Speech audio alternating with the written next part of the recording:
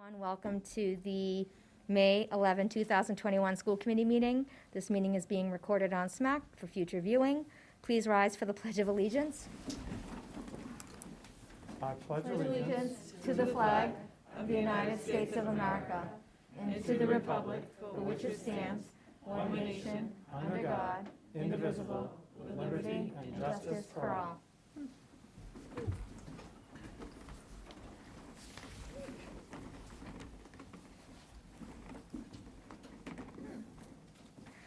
All right, great. Well, thank you everyone for watching, and thank you everyone that is in the room. We have a full house. The first item we have is the public hearing for the school choice. So what I'll ask is for a motion to, Anita? I'll make a motion to Okay. open the public hearing for school choice. Second? All right, and all in favor? Aye. Aye. Aye. Great, thank you. All right, so Dr. Marcus, I'll hand it over to you. Sure. So each year, school committees across the Commonwealth are asked to make a choice about school choice. School choice is a program that's offered in the state, if so chosen by the school committee, where students may come to that district from other surrounding districts or other local districts. And as we have done in the past, I'm recommending that we continue to not participate in school choice for a variety of different reasons, mostly our enrollment and the effect that it would have on that. Does anybody have any questions? Great, I'd like to make, go ahead. like to make a motion that we do not participate in the school choice program. A second? Okay, all in favor? Aye. Aye. Aye. Aye. Thank you. Thank you. Thank you, Dr. Marcus. Now we have no one else, so we need to close. the I'll public make a hearing. motion to close the public hearing for school choice. Second? Great, all in favor? Aye. Aye. Aye. Aye. Thank you. It's so hard when everybody has a mask on, I'm trying to look down. Okay, great. Thank you, guys. So, we also have, nobody signed up for public comment.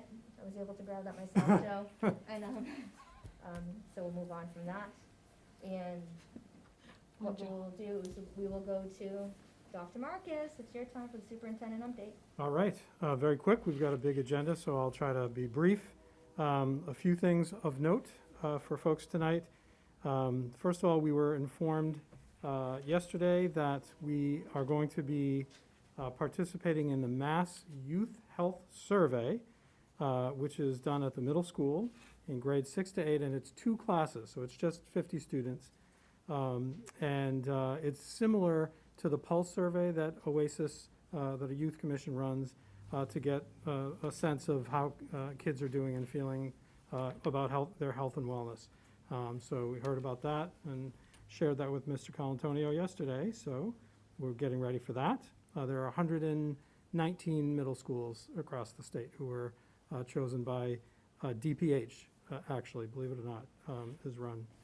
So we next had a great kickoff call with the MSBA to begin our eligibility period, which began yesterday.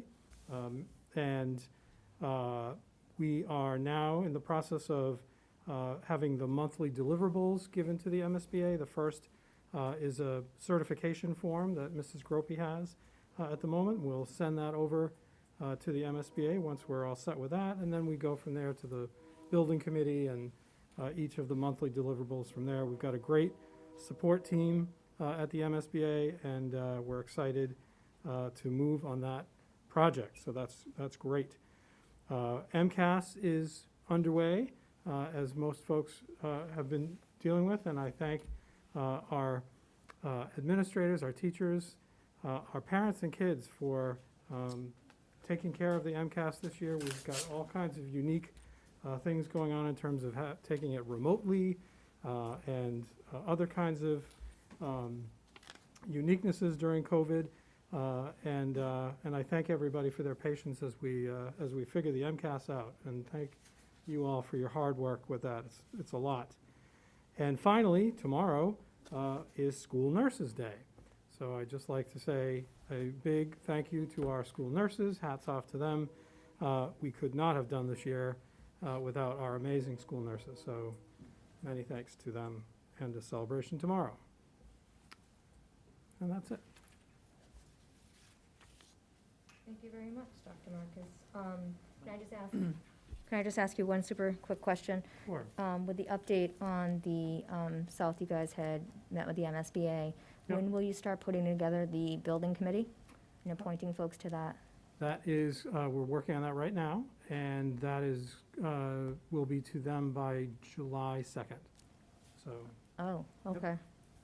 July 2nd. so the first deliverable is May 2nd, June 2nd, so it's each month, so 30 days. So that would be the ICC form, and then the next deliverable is the building committee names and all that, and then the third, which is sometime in the summer, would be the educational profile of sort of what we're looking for. Okay.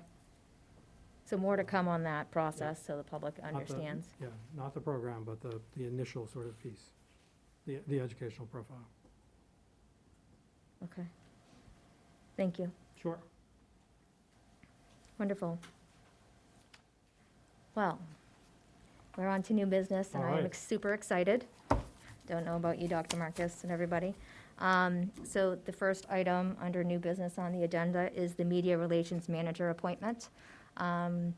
We'd like to welcome Mr. Jeffrey Pickett over to the table, and I'd like to hand it over to Dr. Marcus to talk a little bit about why he's here. Sure. So, as folks know, we had an opening, our media relations manager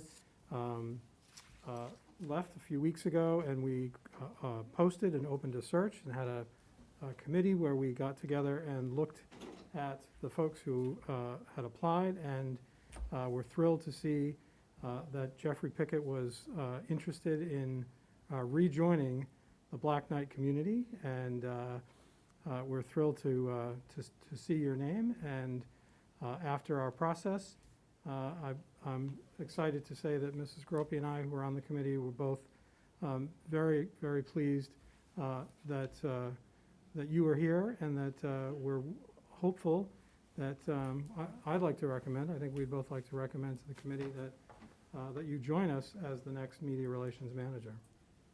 Yeah, so we had the process where we posted the position, and then we obviously went through, as school committee appoints folks, a school committee member is appointed to those different committees. I think I just saw a smirk from Anita, she's been on about 20 of these. So we had the opportunity to vet all of that, look at experiences, and then when Jeffrey Pickett's name came across, we were in awe, shock, all those things. And we would like to make the recommendation to the school committee to appoint Jeffrey Pickett as the media relations manager for Stoughton Public Schools. Well, I'll make a motion to appoint Jeffrey Pickett as the media relations manager, yeah, whatever. It's a tongue twister. The tongue twister. It Second. is. Second. Great. All in favor, I'll start down this end. Yes. Yes. Yes. Yes. Yes. Congratulations, Jeffrey Pickett. We are extremely happy and pleased to have you on board, and we know you have the contract there if you'd like to sign it. We are so excited. Not getting away. No pressure. Welcome back to Stoughton. Just want to thank Chairperson Gropey, Dr. Marcus, the school committee. It's great to be back home. And I covered the town for 9 years through Stoughton Patch, and then most recently Stoughton Media Access. For the last 18 months, I've been up in Lowell Public Schools handling communications for that school district, one of the largest in the state. And when the opportunity came about to come back home, it was for me a no-brainer, and definitely jumped at that chance to work here again with in Stoughton. Many of our administrators are here. I'm looking forward to working with them. I already have was it Monday at 9 o'clock meeting with or Tuesday at 9 o'clock meeting with Principal Colantonio on June 1st, my first day, to Oh, that's discuss video for the middle Already school. gobbling you I'll be up. spending a lot of time at the high school that week. I'm ready to get going right away. I'm looking forward to working with the administrative team, the staff here, the parents and students. It's just that, a lot of great relationships still from my time here, and I'm looking forward to rekindling that. And I just want to thank you very much for this opportunity. I'm very much looking forward to making sure that the Stoughton Public Schools students and staff and organization itself gets some fantastic coverage and publicity. That's awesome. Thank you So so much. glad excited, you're thank back. you. Everybody's smiling. Yes, You we're just all can't excited. tell from the Yeah. masks. Yeah, so thank you so much. There it is, as he signs. Thank you, Jeffrey. Thank you That's very awesome. much. Thank you. We look forward to having you join us on the 1st. And I guess drive safe, you have to go back up to Lowell. Yes, Do they have a Daddy's Dairy up there? they don't. Oh, see? That is definitely a perk. Thank you so much. Thank Have a you. good night. Thank you. Congrats Thank again. you very much. All right, I was gonna say, you need the original. yeah. Oh, yeah, get that before he changes his mind. Thank you. Drive safe. You can go. Yeah. He's like, can I leave? Oh, Yes. wait, your swag. Oh, don't Jeff. forget your cup. Jeff, Yes. Can't forget those. You're welcome. Welcome back. I think I'm missing it. Let me see. Okay, great. So the next item on the agenda is the superintendent's summative evaluation. At this point in time, we do the superintendent's summative evaluation at the end of the year. And looking at that and understanding that Dr. Marcus will be leaving us at the end of this school year on June 30th, I don't think that at this point in time it's necessary to do the summative evaluation. So I wanted to just talk that through with you guys and get your thoughts. Very quiet. Good, you know, it's quiet. No, I'm fine with it. Yeah. We did quite a lengthy term, what was that called? summative, I thought this is the summative. I mean, the end of year. Right. Like for next year, like we would have done it as an evaluation. goals and stuff. yeah. Yes, goals and all that. That's fine. Yeah. Do you have any questions, Fabian? Not at the time. Okay. Great, okay, so I think at that point in time, Dr. Marcus, we know that that would take a lot of evidence that you would have to upload and provide to show the goals are being met and all that, and again, based on the circumstances, that would be a lot of time spent where I don't think it's necessary. Okay. Moving on to the next item, we have the superintendent search. I have a lot of information. I was actually trying to find on my phone because I forgot to print a couple things, but at the last meeting, Ms. Pina Anokian had requested that I go to NASDAQ and go to MASC to look into superintendent searches, what are the offerings, what do they provide. I didn't see, and there's a lot of documents here, I know that I had asked for some copies to be printed. Did It's, you? oh, you know what? It's in the, Oh, it's still on the shelf. It's in the bucket. Oh, it's in the bucket, okay, I couldn't find them earlier, I thought that they'd be, Oh, okay. so, there's documentation that, I wanted to share with you guys during the meeting, I just didn't know it was printed.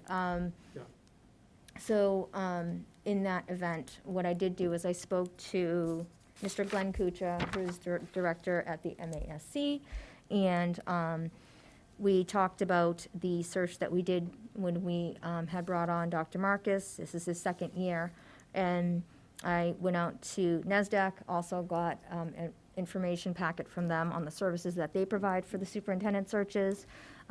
Ultimately, I got some great news today as I was speaking to Glenn Kuchar from the MASC, that he and I discussed in a bit of detail, and I will be dealing directly with him for this process, if you guys agree, but he stated that we can invoke the 2-year provision from our agreement in the last contract when we hired Dr. Marcus. And So they would be responsible for restarting the search because the provision is if the superintendent's contract, if it's within 2 years, they would provide it for free. So we'd get all those services again that we paid for previously.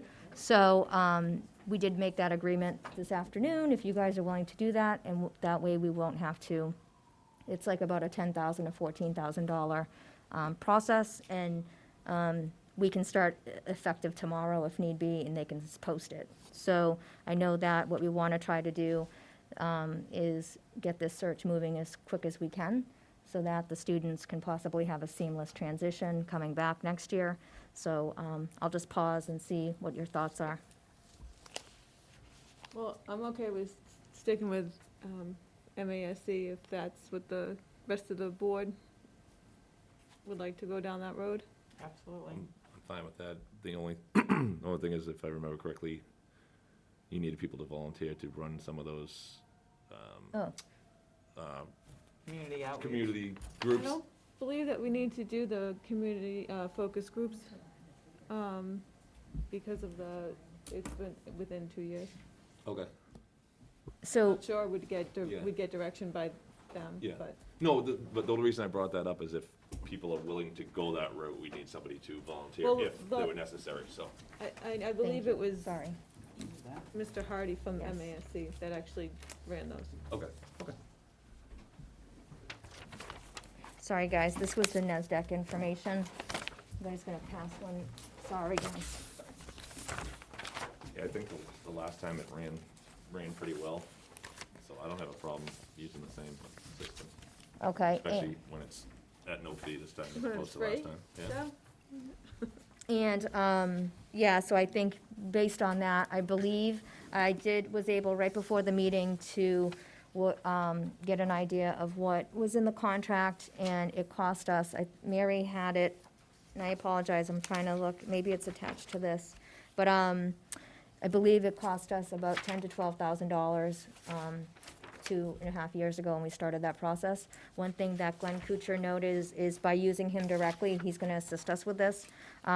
He noted that the search committee doesn't need to be as big and robust as it was previously, and that they will assist us with kind of moving all those things, and then having the focus groups and things of that nature doesn't have to be as robust as we just did it, so we can use some of that information that we still have from those focus groups and go from there. He'll be able to provide more information, but that was the guidance he provided.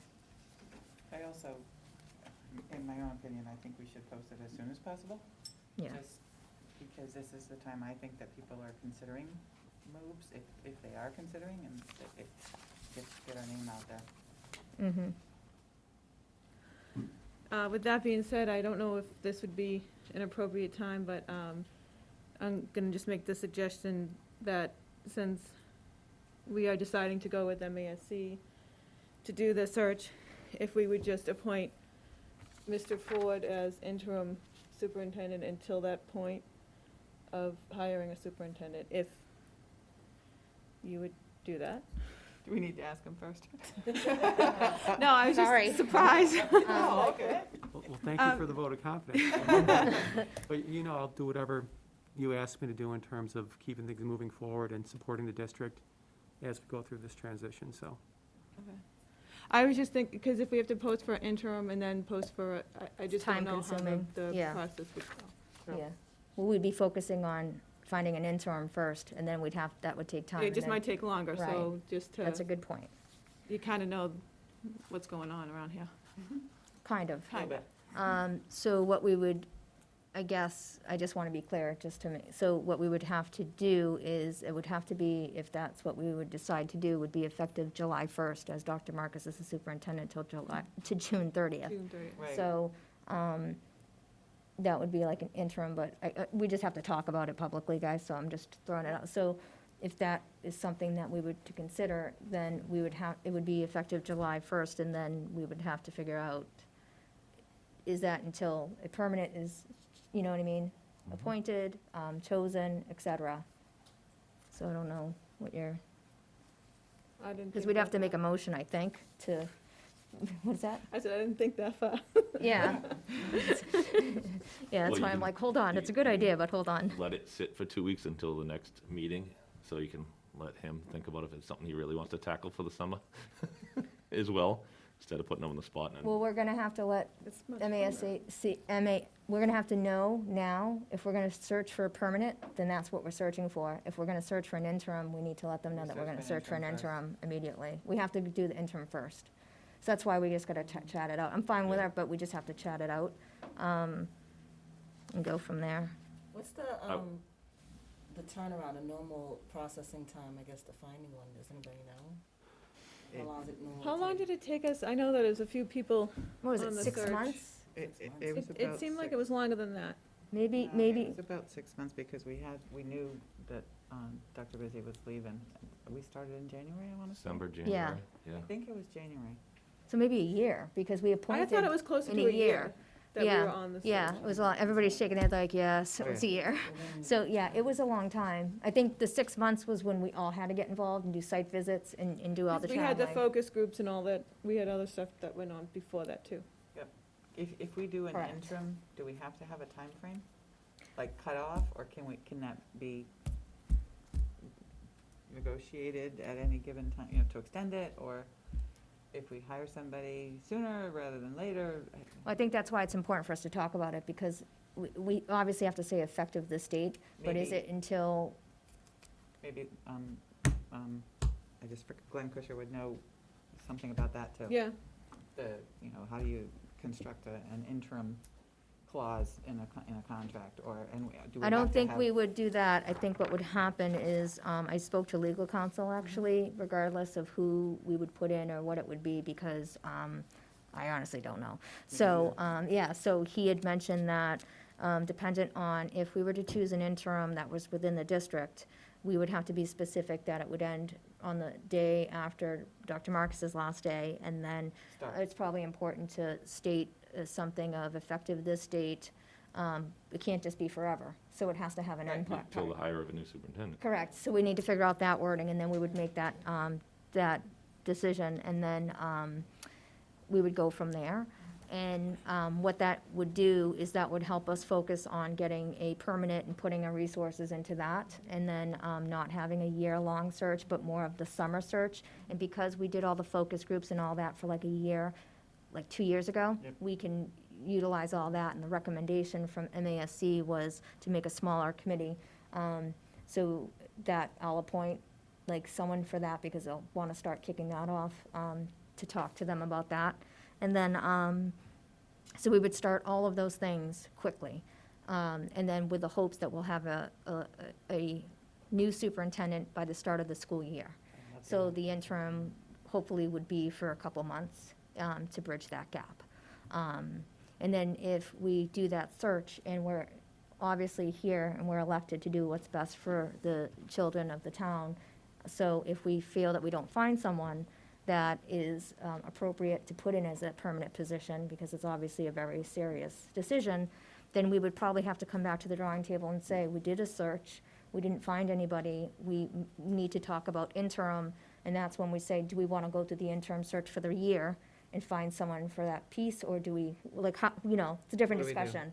Yeah. But I guess for now, I appreciate that you brought that up, because that was the next thing on my, we have to talk about that too.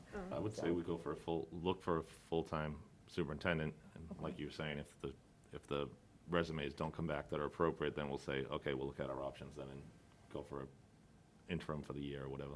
Yeah. Because we have someone that is qualified, provided he wants to. Or I shouldn't say You a said- person, but there's you probably said yes, a right? couple people that are qualified in the district, but, I mean, obviously, he's closer to the role right now, that would make sense, so.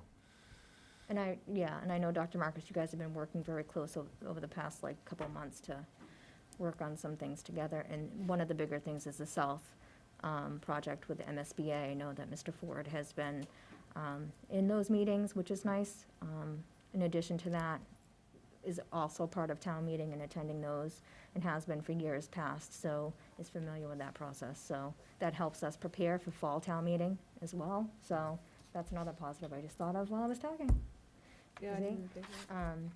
Anyway, so is there any discussion, or do we want to make an appointment for an interim at this point in time? And then you guys we can agree for me to look to post for this position immediately. Everybody's so quiet. I'm gonna start down this end this time. I always fog when I turn this way, so is there any questions? Do we, like, how involved do we get with, the search parties with regards to finding somebody? Like, aside from leveraging everything from 2 years ago, how involved are we? Okay. Recommending somebody or any of that capacity? Oh, it's, you get ready. We're gonna be, yeah, so you're not gonna wanna go to the grocery store because, you're gonna have people As involved stopping as you. you wanna be. Yeah, so basically, it'll get posted with the MASC, we're all a member of the MASC. And then, they're going to help, they're gonna post the position out. And then they put together, and I wish, and I know Mary Shay's sending me a note and telling me where the documents are so that I can tell you guys, so I apologize. them. You know where they are? I think they're on her counter. Oh, you're the best. Wait, there is this too, but is it all in here? I saw, No, she said those are all the copies. oh, wait, is this the copies for this? I knew she had originals. I didn't want to take her. Let me just read what she wrote. I apologize, guys.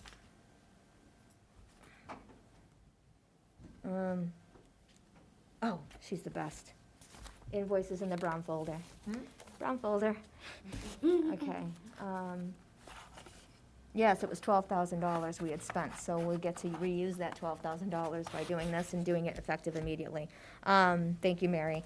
So I believe, Can someone let Dr. Marcus, he doesn't have to look for them? oh, that's a good point. They're not there. Thank you. Do you mind passing that down? Please, thank you, Mary Shea, for doing all these copies. It was a little hectic before we started. So this is the old search proposal from the MASC when this was done previously.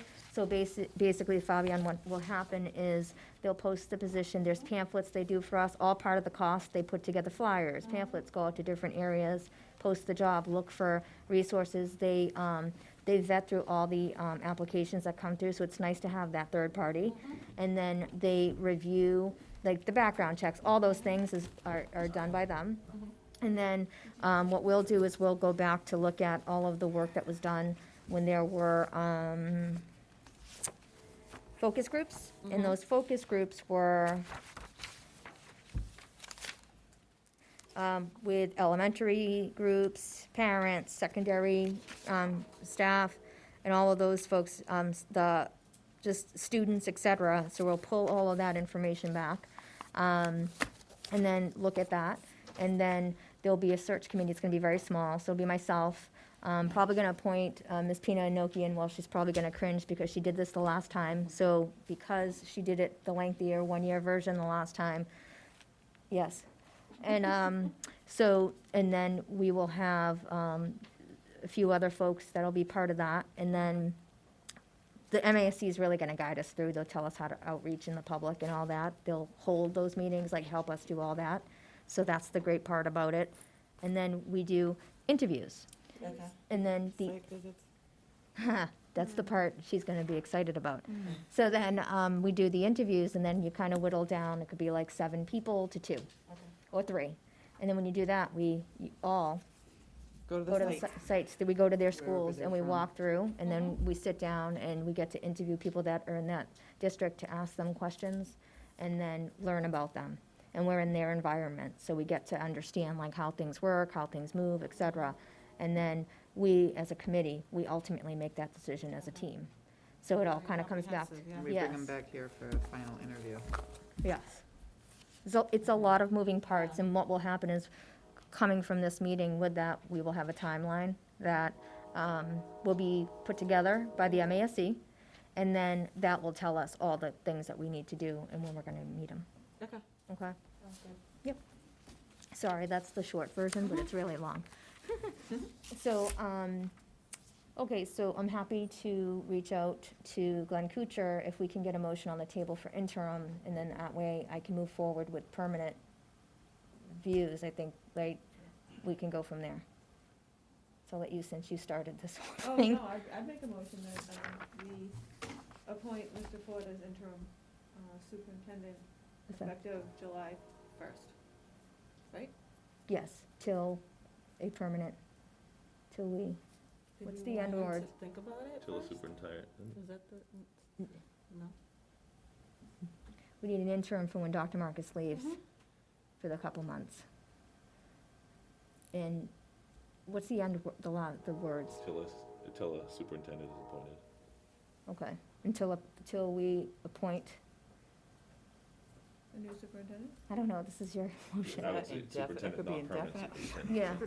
You know me, I Oh, do start we off want to with- revisit it? Do we say a certain timeline and then revisit in, like, at the end of August or something, or September, so that way we at least, or until we find it a permanent? That's what I. Not Is that permanent. okay? Yeah. I wouldn't say permanent, I'd say a superintendent, because you find an interim, it's not a permanent. No, I'm saying either Let's the give end it a of time frame. August, yeah, and the end of August, or until, if To a be permanent revisited- is chosen. To be revisited, by the end of August. Yes. Okay, so pretend I just said that, Nicole. Do you get that, Nicole? Effective July 1st until, August 30th, thank you. 31st? Can we look at when the next school committee meeting would be, and maybe we should put that date? Yeah, because it'd be in September. I don't want to put the because if we 30th, in August, Nicole. you know, people will be absent. Oh, yeah, certain people. Certain Yeah. people will be absent in August. Certain people won't come south for the. I apologize, folks. that are in the 31st room. is a Tuesday. Okay, so the 24th of August? 24th? Yes, Or the week before? that's the fourth Huh? Tuesday. Oh, okay, one. I would say hold off till September. September what date? 14th? Yep.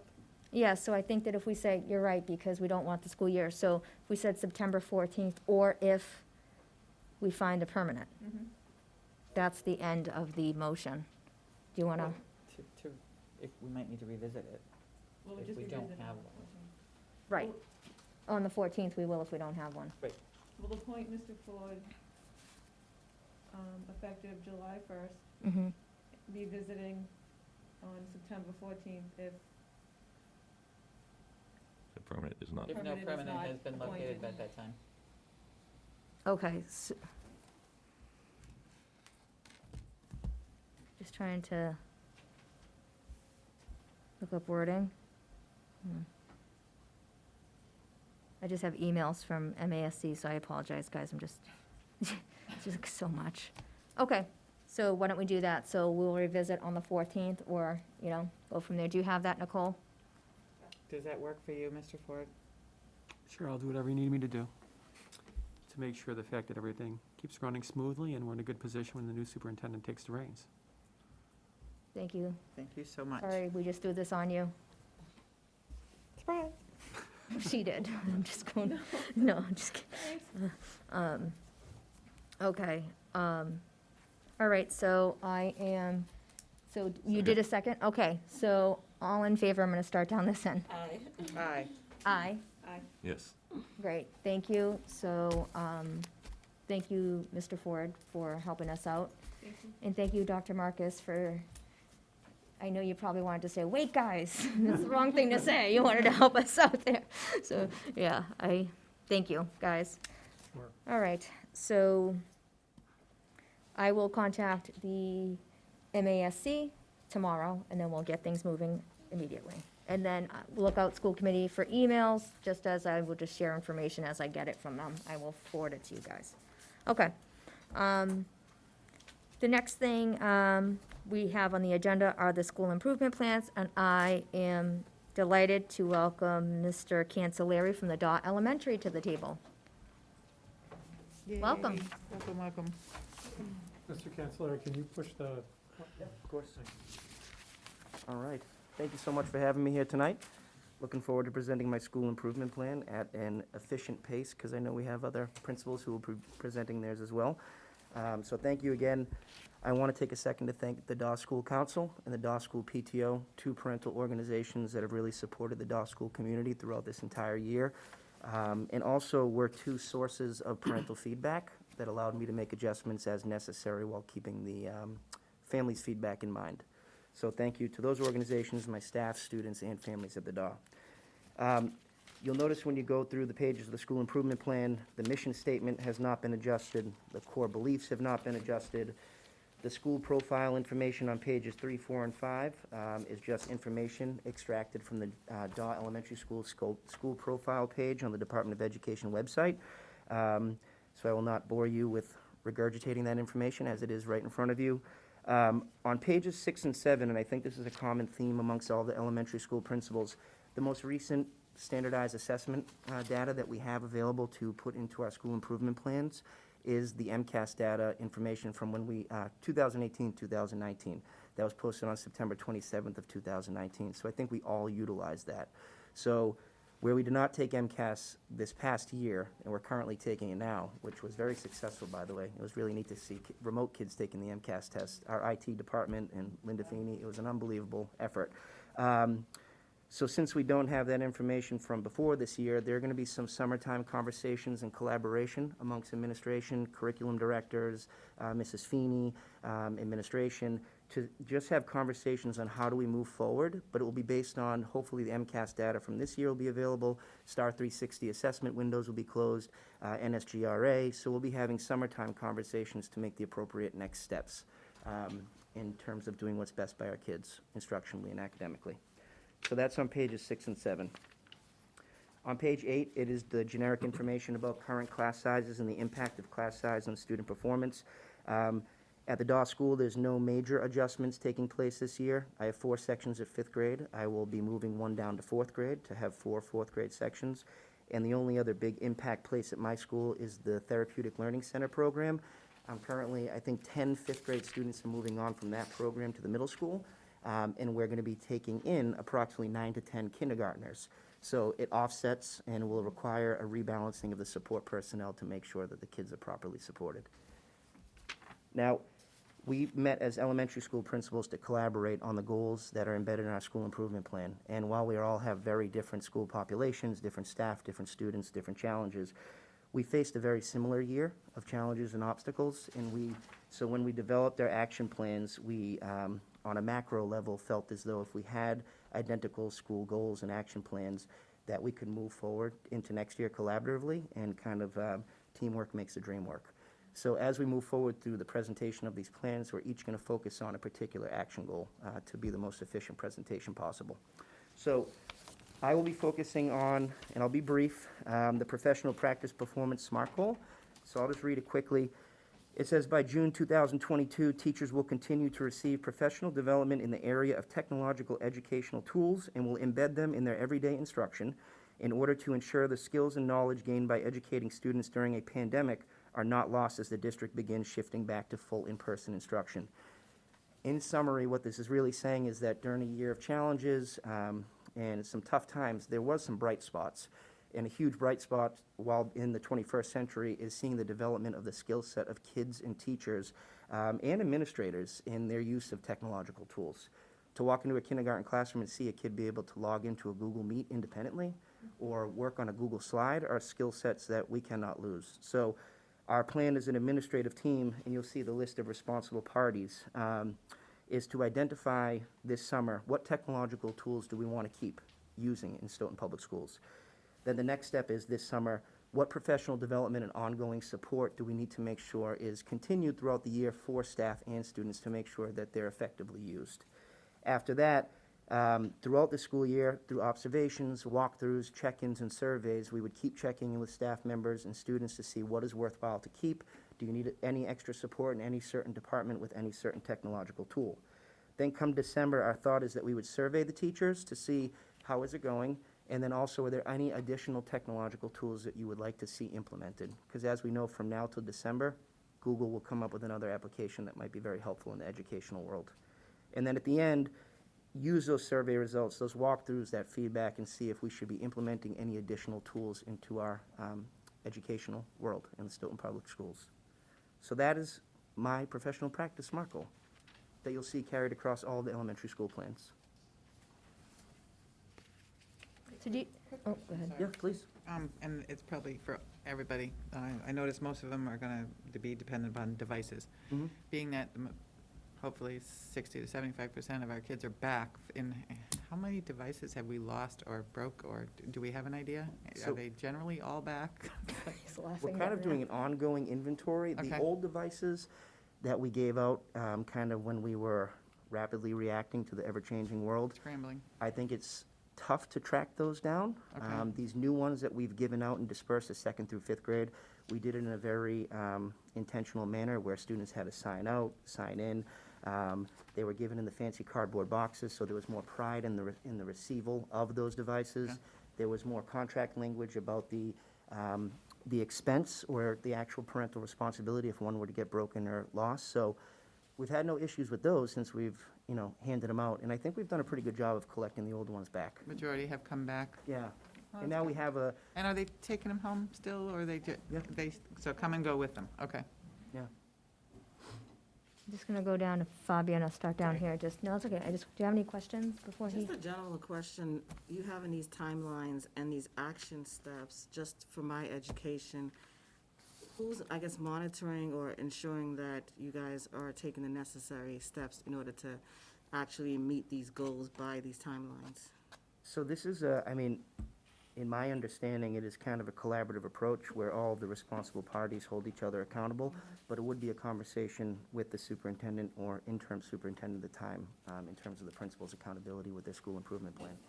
So, yeah, I'll just jump in super quick. So what we'll do is we'll get the presentations of all the goals, we'll vote on them, and then approve.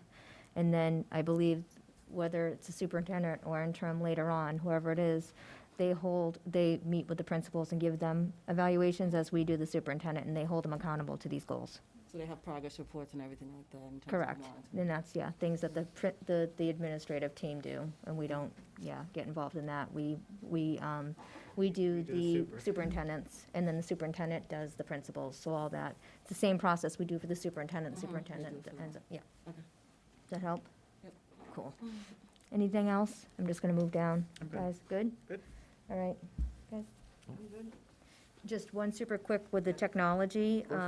You had mentioned, what, you guys will determine what technology you want to keep. One thing that we heard this year was a lot of kids, it was a lot of technology and it was a lot of screen time and stuff like that. So when you talk about technology, is that keeping Chromebooks, and providing homework, like, for them to do on their Chromebooks from home? Great. Yeah, and I think developmentally appropriate is going to be something that will have to be considered from kindergarten till, 5th grade, 2 different worlds, but absolutely. That's great. Yeah. Good. So it's a nice program, Dr. Marcus, that I think, unfortunately, we started with giving all the students Chromebooks, but it's something that would be nice for us to continue to, I guess, provide within the budget, and looks like that's what you guys are planning to do as well. Okay. Yep. Thank you very Thank much. you so much for your Yeah. time. Thank you. Thank you. And next, we have the Gibbons Elementary, Mr. Gulia. Welcome. Hello. Hello, everyone. Hello. Good evening, members of the school committee, Dr. Marcus, Mr. Ford. Good evening, everyone. It's great to be here. I am Dave Gulia. I'm the proud principal of the Gibbons Elementary School in Stoughton. I'm in my second year. It's been quite an adventure this year in public education, as many of you know. As Mr. Cancelliere alluded to, we had our first day of MCAS testing today. We had kids testing in person in the virtual learning environment. It's really unbelievable when you think about it. But I first just want to thank the staff, the teachers, the counselors, the secretaries, the custodians, everyone that makes it work in all of our schools. It has been a team effort this year more than any year, and so thankful for those efforts. Specifically, when it comes to the Gibbons School Improvement Plan, I would like to thank our Gibbons School Council, our Gibbons PTO.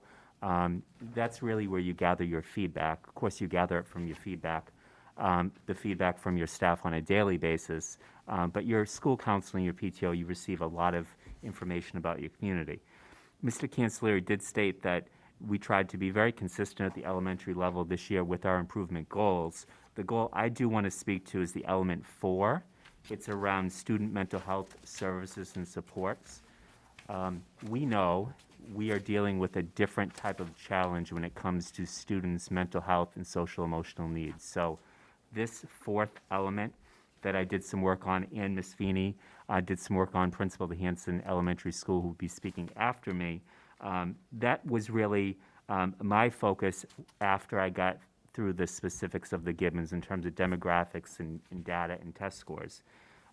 There's a lot to consider. There's been a lot of upheaval in students' lives since last spring. We have students presenting different mental health and social emotional needs, so we have to be prepared. And I'm happy to report this work has already started now. We have some of our counselors that have before school and after school counseling sessions that we're starting, which is wonderful. We've got a very robust summer program that Ms. Linda Feeney runs. So a big part of it is keeping our eyes on these kids that need this support. But specifically to this element 4, the part that I'd like to talk about right now is unique. We are going to be partnering with Gosnold for mental health services, social emotional support, in addition to our school counselors within the school setting. We really need this support around social work and working with families and students, not just during the school day, but before school, after school. Parents need a lot of help. They need a lot of resources. It's very hard to find mental health support in the area, therapists, consistent counselors. Our students need a whole range of support. So this is what Element 4 speaks to, is supporting those needs of our students. And I will say before I turn it over to Ms. Feeney, another aspect of this plan that we're thinking about is our staff. Our school staffs have been through a tremendous amount. It's been a long year for everyone, and they need support too. Oftentimes, the people that give the help are the last ones to ask for the help. So we are also thinking about how we can support our staff members in terms of their mental health and social emotional support. I'm happy to answer any questions that you might have about the Gibbons School or about supporting students with their mental health and social emotional support. Who or what is Gosnold? So Gosnold is really like a private, they specialize in mental health services, social work, counseling, and these counselors will be coming into the school to work with the building principals and the school counselors. It's another layer of support. It ties into, Mr. Ford can speak to this more than I could in terms of how this ties into the grant money that's available. Okay. I think it's the most efficient way to offer support across all the elementary schools.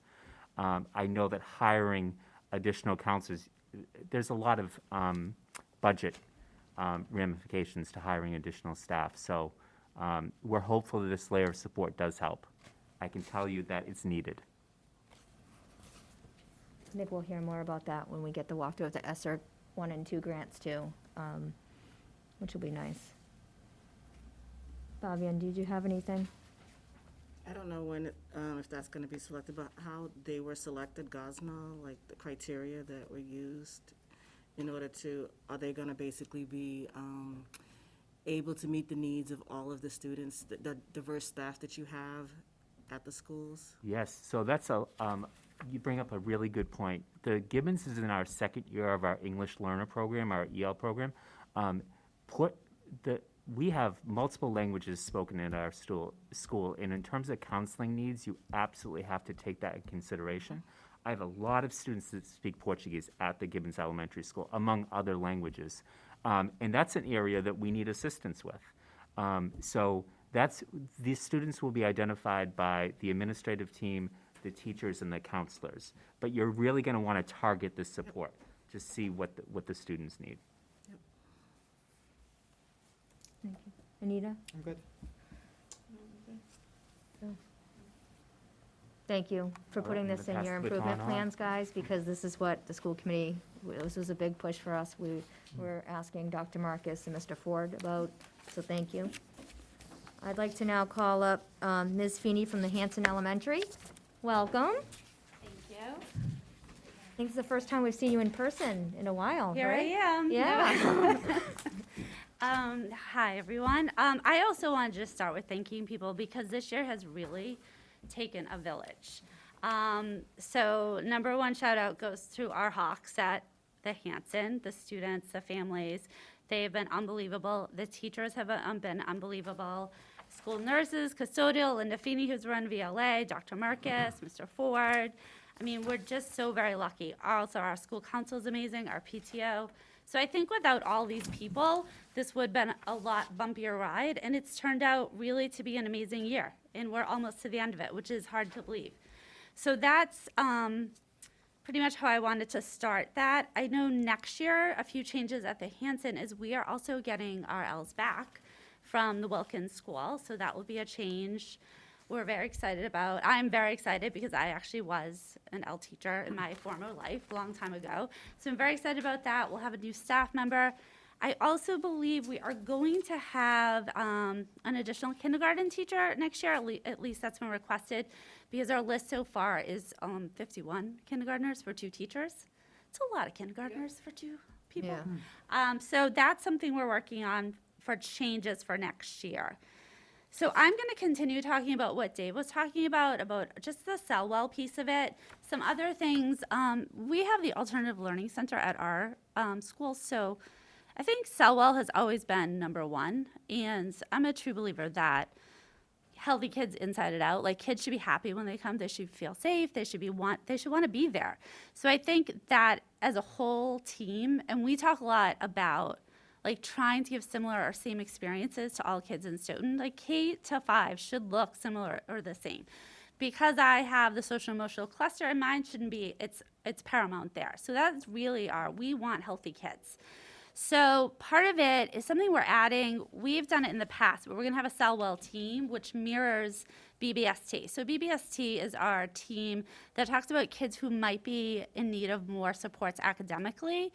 So the Selwell is going to be more focused on kids who might need more social emotional support. So it will be, we didn't do it this year, but the year before, we pioneered it, and it was great. Jackie Harrison, our adjustment counselor, led it, and it was just as important as the academic piece because you may not have both needs. And so I know BBST can be a pipeline to special education. We try not to be, but so we try to do interventions beforehand.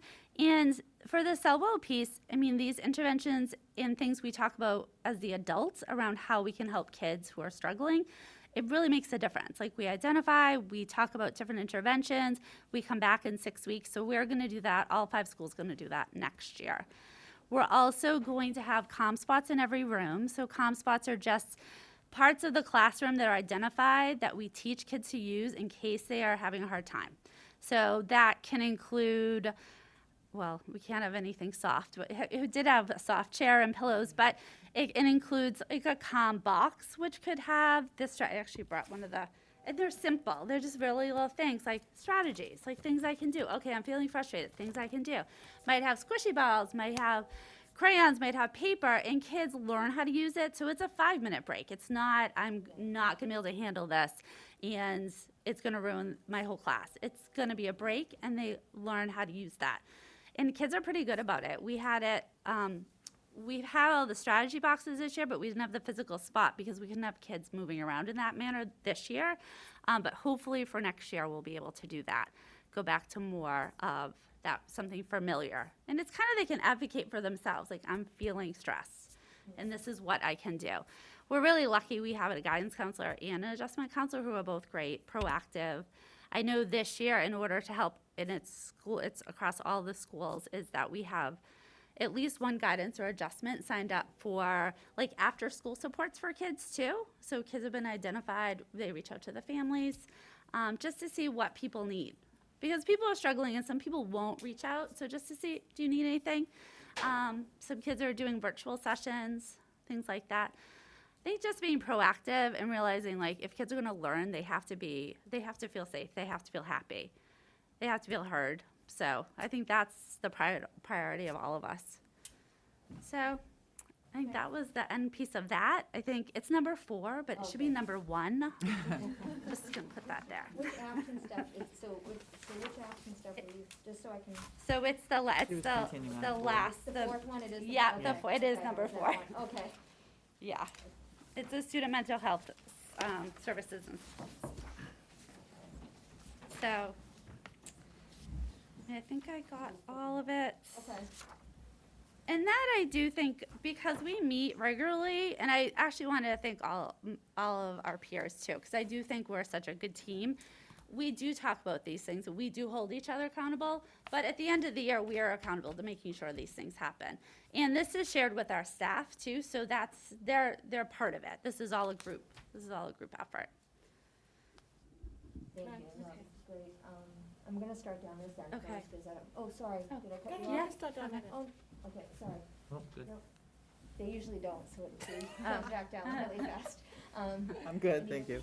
Go ahead, Fabiana. I just had a question with regards to the strategy. I know that you said you're sharing it with the staff.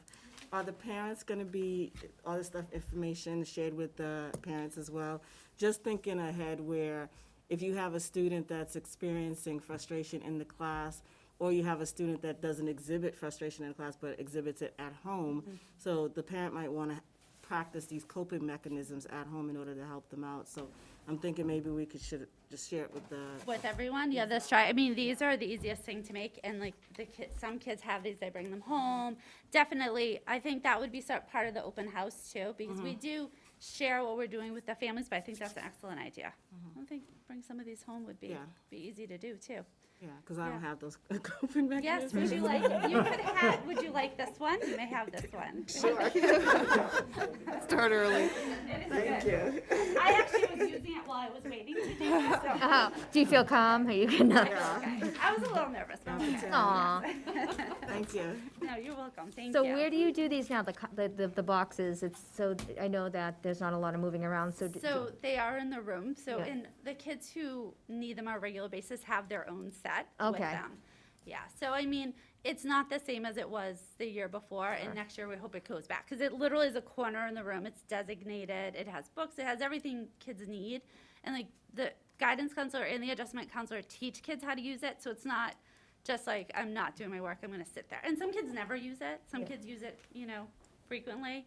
But it's a good spot, and the kids know that it's okay, and there's no judgment, it's just Right. like I'm frustrated. Well, it's nice to be able to walk away, all of us, even adults, and just Have take a a minute moment. to breathe. Yeah. Right, so that's nice. She wants one now, see? You started a trend. Put it right over there. Thank you so Fine. much. Okay, thank you. Thank you. Thank you, Mrs. Fanning. So now we have the South Elementary School, Ms. Mulvey. Welcome. Hello. Hi, everyone. Nice to see you all in person. Same, nice to see you. Thank you for being here. You're welcome. So this evening, joining my esteemed colleagues, I will be addressing the second goal, which, if we were to go back to Mr. Cancelleri, his goal was probably considered a newer goal because of the pandemic and the high dependence on technology. And I would say probably Ms. Feeney's and Mr. Guglia's presentation centered around something that's always been around in terms of social, emotional attention to students, because if you don't have a student who's mentally ready to learn, then he's not going to learn academics. So then this one here probably is the most tried and true student learning goal, in which we talk about in-school remediation, or what I like to say, to spin it positively, to promote acceleration to learning. So not so much remediation, but rather focusing on the academic loss that some of our students have experienced in this past year plus. When you started talking about it takes in your staff, I thought she was going to complete it with it took a toll, but instead she was saying it takes a village. But the reality is it took a toll on all of us. Teachers, administrators, parents, hats off to parents. When I tell people that I'm a principal, they say, oh, what about the parents? I said, the parents were a gift this past year. What we asked them to do with their students at home when they were both hybrid, remote, or completely virtual learning, parents were amazing. So we thank all of our parents for their support, as well as the teachers, staff, custodial, technology department rocks, absolutely rocks in terms of how they support us too. So when we look at a student learning goal, it's a three-prong process, the first being assessment. So we recognize that MCAS was not administered last year, so we don't have current data. However, we are going to glean current data now that we're doing one session of ELA and one session of math for grades 3, 4, and 5 as well as science for 5th grade. So we're going to have some good, clear data this summer. So that's one thing, assessments, but we also have other types of assessments within the district. It was mentioned STAR 360 for our literacy and our mathematics. We also have the NSGRA, which places a student at the proper reading level that he or she can be challenged but not overly challenged. And then WIDA, of course, is our testing access for the EL population. So we have a lot of data and a lot of assessment to look at. But after we do this type of assessment, we have to focus on what did we learn by the data? What do we learn from the data? They call it drilling data down. So that's when our teams come into play. And we use a lot of acronyms in education, BBST, Building-Based Support Team, PLCs, Professional Learning Communities. The team that Ms. Sweeney referred to, the you called it the Selwell team. So data is only as good as how you interpret it and how you then utilize it to improve a student's learning curve. So within Stoughton, we're heading in the right direction with the third prong. After we analyze data and look to see what is it that we need to reteach, not so much what are the gaps, but rather what is it that we need to reteach toward mastery. So we use the data, and then in order to implement, we need to use people. And the district has been wonderful with grant monies, and next year we'll have some district elementary math and ELA interventionists who will take that data, identify the students who have demonstrated learning loss, and do some work with them, and then reassess after 6 weeks. Set a goal, then reassess. We also have literacy coaches who are going to provide more direct, explicit instruction in ELA. As Ms. Feedy said, I keep referring to you, but I do have other colleagues sitting there in the corner, but she and I are kind of a sister school because we share the specialists, the gym, phys ed, art, music, and computers. So what's going to happen with some of this grant money is that we're going to have full-time specialists in each of our buildings. We share right now, or we pull one day a week from Mr. Guglia's building or Mr. Cancellari's building. So this way, it will allow us to do RTI, another acronym, response to intervention. So in order to have the class covered, in order to pull kids out, small group, flexible grouping, differentiated instruction, so that we can meet the learning goals that are going to show up a little bit greater this year because of what we've been through as a world, a nation, as a district. So with that, I'd like to just say locally, we're celebrating the ABCs at the South School. So 26 letters in the alphabet equals 26 days left. So A was art yesterday, B was blue day, complete with blue shoes. And tomorrow is C, chalk day. So we're having fun. And it came up when we were looking at and planning for the 5th graders moving on to 6th grade. And we're going through photographs, putting together the slideshow.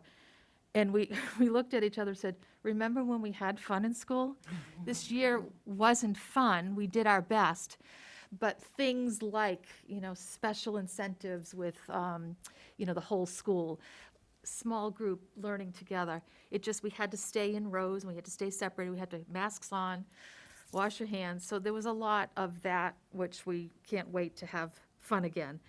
So then, with that, I will answer any of your questions that you might have about student learning, which is always a goal, but we're going to kind of highlight it a little bit more next year. Thank you. Joe, I'll hand it down to you first. This is the first and second year for the STAR 360. First year, right? This would be the second year. Second year. Yes. So it was piloted last year.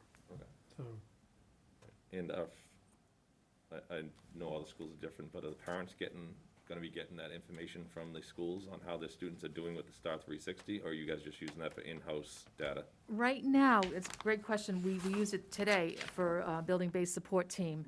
And it was effective in that the teacher presented each of the students, and they were showing growth. They were absolutely showing growth.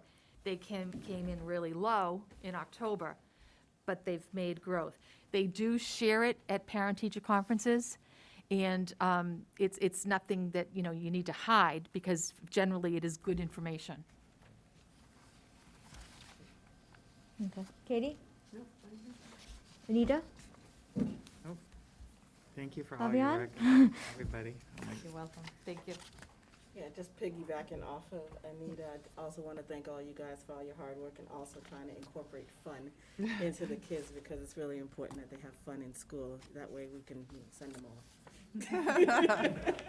I do have one quick. Yes. Can I make the recommendation for C Day? It's chocolate instead of top. Will do, Yeah, thank you. We don't need them more hyper. And now we have the Wilkins Elementary, Ms. Monahan. Welcome, welcome. Nice to see you again. Nice to see you. I know, you were just here. Two of you were here last meeting, Mr. Cooley and yourself, yes. Not that I need to make this a regular. I know. I saw him look, go, please don't, not again. So like my partners, I do want to take just a few minutes to thank a few groups that have just made this year, for me personally, pretty special. So first of all, it's my students. They have been incredibly resilient and have shown up virtually and in person and have worked extremely hard. So thank you to the students. And like my partners also, the parents have been absolutely incredible. They have been patient, they have been understanding and extremely supportive in a year of ever-changing, and you know, we just never know what's going to happen. So thank you to the parents. And finally, my staff. I could not be more blessed to have such a dedicated and hardworking staff. They give it their all the time, and they're always trying to figure out the best ways to meet the needs of our kiddos. So thank you to all of the people that I work with. My school council was instrumental in making sure that this school improvement plan made sense, and like my partners, we do share the same goals. But before I jump into that, I wanted to share a very brief anecdote that I think everyone here in this room would probably appreciate. So our fifth graders get a little yearbook before they move on to the middle school, and they get to include a small profile where they get to write their favorite memory. And we just got the final back from the proofs for the yearbook, and several of our fifth grade students reported that their day of coming back to school was their favorite memory. So it really kind of reminds us of why we do what we do, right? So pretty cool. So I'm going to talk specifically about our third element, which is piggybacking off of what Mrs. Mulvey had talked about. The second element, as she explained, really focuses on how we need to look at the loss of learning that has occurred during the pandemic and how we're going to put interventions in place to remediate that loss of learning during the school day. This third element focuses more on what we can do during an extended school day program piece. So what we've decided that we're going to do is we're going to implement an after-school program in two parts, so to speak. The fall is going to focus September to the end of the first term in December. Our focus is going to be on providing intervention groups for students in 2nd through 5th grade in both reading and mathematics. And then when we return after the winter break, we will be able to transition some of the after-school programming to incorporate more enrichment activities. So that might look like project-based learning, collaborative group projects, and things such as that. So the way that we're going to determine who might benefit from these groups, we're going to use all of that assessment information that you've already heard my colleagues talk about, and we're going to analyze that and figure out who might benefit from some of these groups.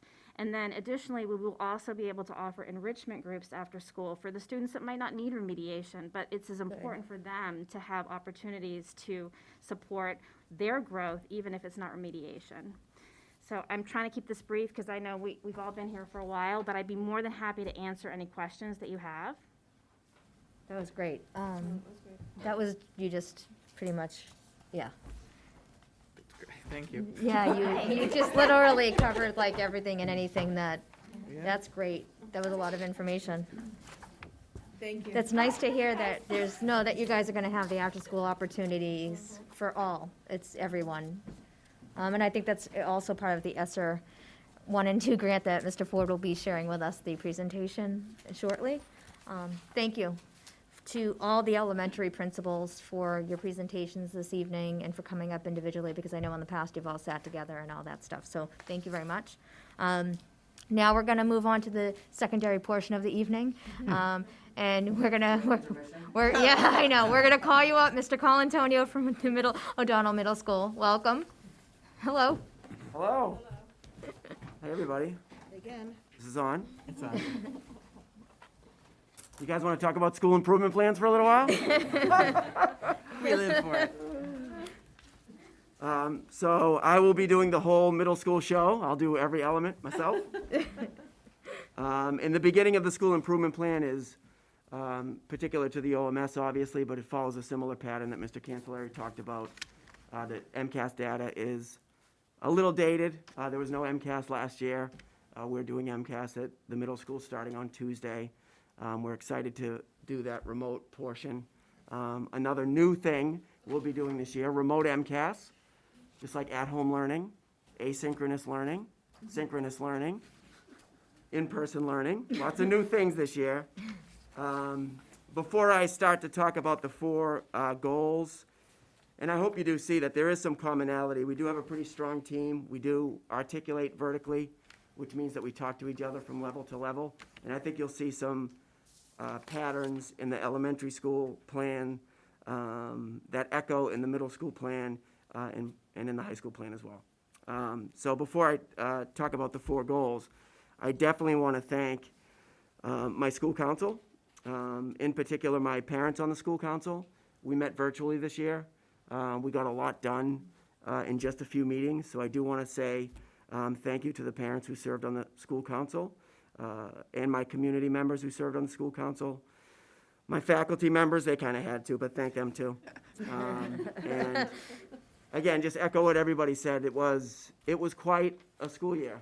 It's a school year I've never had before. And it was really too much to ask of students and staff and administration and parents. And I have a 6th grader, 8th grader, and 11th grader at home. So I think we should all pat ourselves on the back for almost getting to this school year, to the end of the school year. So it was pretty unbelievable. So the 4 goals for OMS.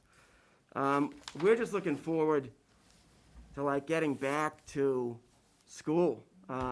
So much has been limited in extracurricular activities. And I know that every level's been hit pretty hard. Middle school is so much about what happens after school. It's tough to even quantify Right. the hit that middle school children have taken this year. So we're just glad to be offering some stuff.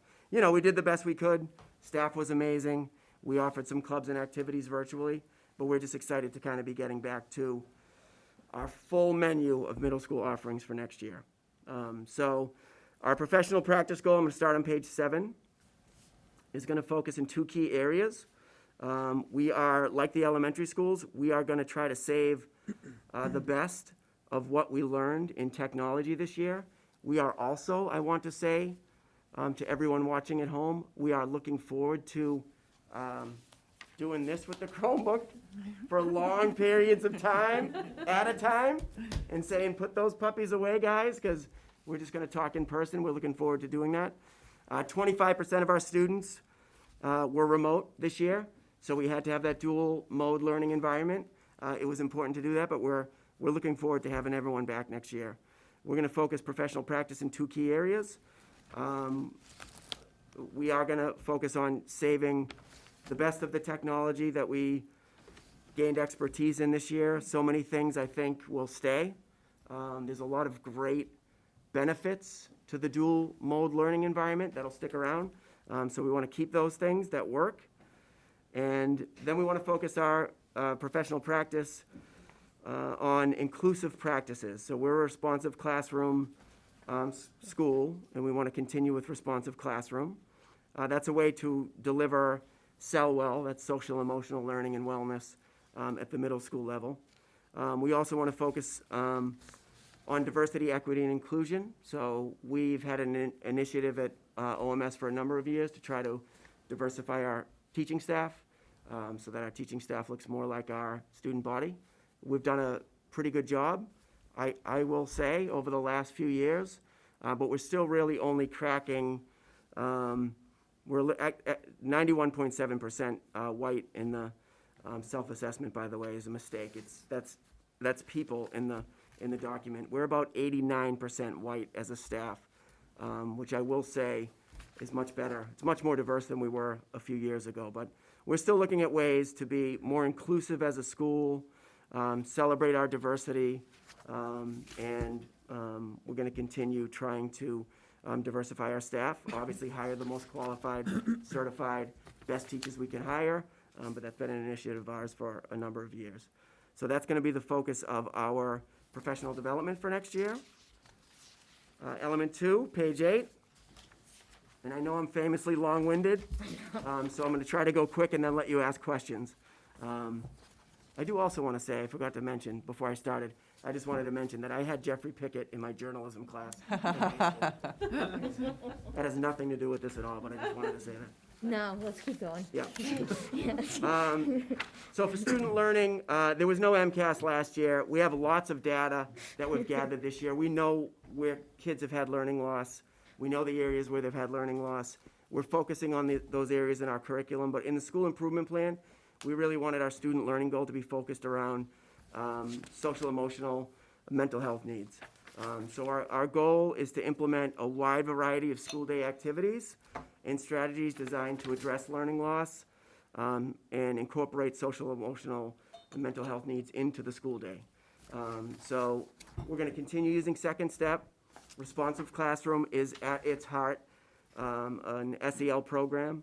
We're going to use Naviance to do a personal strength inventory for students, where they're going to start to discover what they like, what they lean towards, what that might mean for picking electives in high school, or what type of high school, maybe what they want to do for a career, maybe what they want to do in college. So we're using Naviance to do that with all of our students next year. We're going to continue with our advisory program using the Responsive Classroom Advisory. It was very successful when we had our remote Wednesdays. We absolutely need it next year. We're doing it at least monthly, probably more regularly. And we're going to bring back our Exploring World Languages class to grade 6 and add that to our new menu for grade 6 of math and reading lab. Very important that we had that this year. I think very important to keep it in next year. So we'll keep that in. We're also going to identify at-risk students in those two key areas in 7th and 8th grade. We have a teacher dedicated for reading and a teacher dedicated for math to work with those students in those grades, pull them out, co-teach, and help them get caught up in those areas. Drama's coming to the middle school next year, so that's going to be an enrichment opportunity that's added.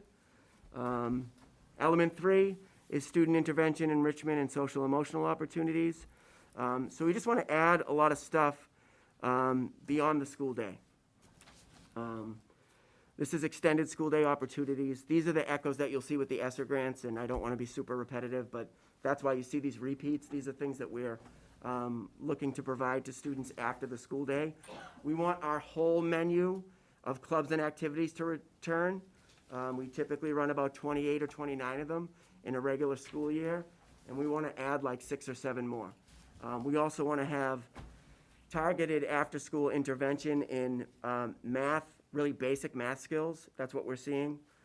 Things like number sense, reading, writing across the curriculum, and then general academic coaching, keeping kids organized at middle school, executive functioning, stuff like that.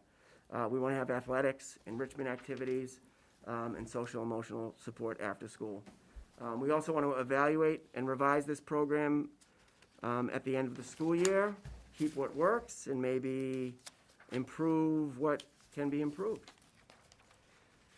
Element 4 is very similar to the elementary school, and I think it's going to be very similar to the high school, so I won't belabor Element 4, but we're also going to partner with Gosnold and identify students with pretty acute mental health needs and try to address those needs during the school day and maybe after school. We saw an uptick in mental health issues in middle school students 10 years before COVID. That was happening already. So COVID has exacerbated that. We know that. We did the Pulse survey. Large numbers of students told us they felt isolated, anxious, depressed. 8th graders more than 7th and 6th graders. females way more than males, if you're interested, way more, felt isolated and anxious. And so we know we have some work to do in those areas with those students. We also know it's middle school, so middle school students are anxious. The most well-adjusted middle school student is pretty anxious, kinda, on certain days. So we want to have that whole school programming that addresses those needs as well. So those are the 4 goals. That was really me trying to be quick. I'm just gonna stop talking and take questions. All right, let's pause for a quick second, Yeah. and I'm gonna, because that was a lot of information. I know, I'm sorry. No, that's. But I had to do all wonderful. 4 It's elements. wonderful. Yeah. You wanna brag about all the work you Yeah. guys did. Especially that Jeffrey Pickett was in the journal. Yeah, that was Should have said that spot on. first. That was my lead. You brought it up at the but- right yeah, moment. Sorry. So we followed the whole thing on that. All right, somebody, go down to Joe. I do have a couple questions, but they're quick. What does BRYT and ESP stand for? Sure. ESP is the Emotional Support Program. Okay. BRYT stands for Bridge for Resilient Youth in Transition. That's a program basically for chronic absenteeism, but mostly centered around students who are hospitalized and then have a hard time going right back to classes from the hospital. So it's a bridge classroom. Okay. Yep. And my last one is about that Naviance. Is that like a computer program that you enter information, it spits out what you think you should be, or is it like a kind of a counseling thing with a person? Yeah, it's a little of both, but it's more like it is a program. It's probably the most widely used secondary guidance program in the state. Used very heavily in high schools for college communication of the transcript, and so it gives you like a needs profile. It kind of at the middle school level, it sort of helps you figure out what you're into and not into, and what those likes might equal for high school electives and beyond. So, That's it. Thank you. I have a question. So on action item, I guess, element 3? yep, Yep, get to the what page? Page, let's do this, page 9. Do it. All right, hold on. No, my question is, I'm extremely happy to, and I know this is going back to ESSER, but, the, action step that you have to provide after-school enrichment and athletics is in there. That's a huge deal, I think, for myself, I think, we've talked about it before, Ms. Pina Onoki, and it's weird calling you by Katie and I. We've talked about it where it's really important to get students at the middle school, range, to get them excited and into things after school and these type of programs, so that when they go to high school, it kind of continues on, they find something that they want to commit to. So what type of athletics are you guys looking to add? Yeah, so the middle school athletic program is kind of like a super intramural program. That's kind of the plan for it. So in 8-week chunks, students will have an opportunity to participate in a wide variety of sports. I think from the high school perspective, from the getting ready to go to high school perspective, the athletic director would probably say it would be great if all of the high school teams had like a session. So girls field hockey, for example, has a session, a middle school session, and kids participate. And so that's the idea. It's supposed to be a little more all-encompassing than just a basketball team or just a track team. Yeah. So the 8-week programs, if we do 3 sports in an 8-week program, students could participate in 3 different sports over the 3 sessions. And so we'd love to have an offering for every high school team. You know, we might not get there. I don't know how we do swimming. I do have an above-ground pool at my house that collapses. We I could could try, I maybe. Bring your guess. You swimmies. might be able, swimming would be tricky, but Busing might be expensive, but busing okay. might be expensive, but, Not too late. but that's kind of the plan there, for kids to have a variety of opportunities and get a taste of what Yeah. it is to be on a team and do some team stuff. And with this being part of ESSER, the ESSER 1 and 2 grants, I don't know which ones, I'm saying both, Mr. Ford. But with that being part of that, obviously it doesn't last forever, but it's something that I think that if you started at the middle school, it's nice to have a long-term plan. Absolutely. So, with your improvement plans as you continue to go on over the years, are you gonna look to make this a little more robust as things work and you start to kind of play around Yeah. with the, awesome. Get ready for a budget request down the road. No, no. I mean, not No, right I'm just now. kidding. No, I think this is what we wanna invest in with the kids. We Yeah. want to be able to provide these enrichment opportunities, because a lot of students connect, through this. so that's nice. Anita?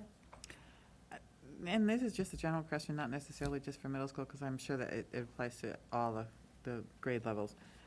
My number one concern and question and fear has always been regression, student regression. And I don't know the answer, and I don't expect an answer here, but at some point, September, October, November, is there a way to quantify, even its general percentages of what the students lost?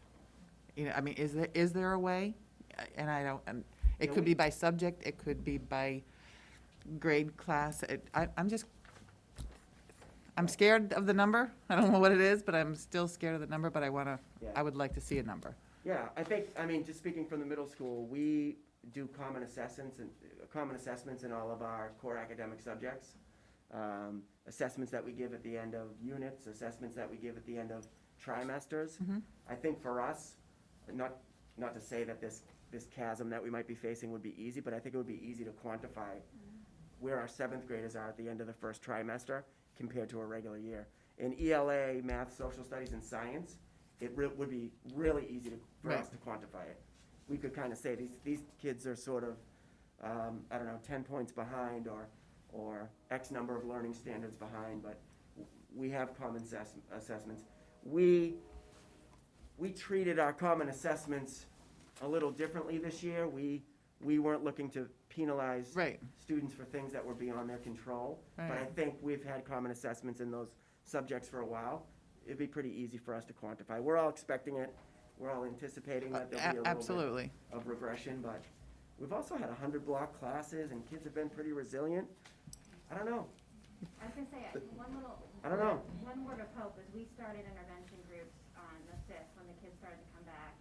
And just in that short period of time, we have seen a marked improvement in what they've picked up and what they've been able to do. Yeah. So I think that even though certainly, I think we'd be remiss to say that there hasn't been a loss of learning, the ground that they're making up in a short period of time has been remarkable. And I don't think that will change next year going forward. But like Mr. Colantonio said, the assessments that we use at the elementary level most certainly will be able to tell. Okay. Because they're normed against national data. Right. And we'll be able to see what a typical student at each grade would be expected to get, and then we can see where our kids are. Okay, great. Can I piggyback on that for 1 second? Just Yep, go ahead. so I know the assessment data and stuff's coming in, but is the educational program, are the teachers still teaching the exact same information at the same point as they were last year? I wouldn't say they're at the same point as last year. So They're I teaching, I didn't know if the kids are not picking it up because they aren't in class, or if the same material isn't being taught as timely as it has in the past because kids are struggling to learn the previous session before they can go on to the next session. yeah, it's kind of adjusting the scope and sequence that you've always used to accommodate for the breaks you have Yeah. and the gaps. So So- will we be at pretty much the same point at the end of the year as you were last year, material-wise? It would vary, in the middle school, it would vary by subject. Okay.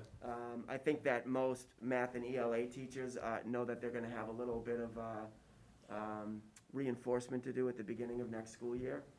No, I understand, but I know you Yeah. can't move on to the next subject. I just was Yeah. kind of trying to gauge where we're at and if we're moving along as rapidly as we have in past. But, okay, thank you. Fabienne, handed to you. I just had 2 questions. Yeah. I don't know if you know the answers to them, but, Try me.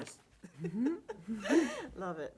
Diversity is kind of like near and dear to my heart. So when you basically, page 3, by the way, when you were mentioning the staff numbers, which were alarming to me, I was just interested in knowing your perspective or anybody else's perspective in regards to why the numbers don't differ in terms of diversity. Are we not finding qualified candidates, or is the school not as attractive for these qualified candidates? And you said that you've seen improvements Yeah. over the years. Like, what methods or strategies have you used in order to gain those improvements? All right, I'm gonna try to do the short version of this, but I'm the district rep for the Massachusetts Partnership for Diversity in Education. Okay.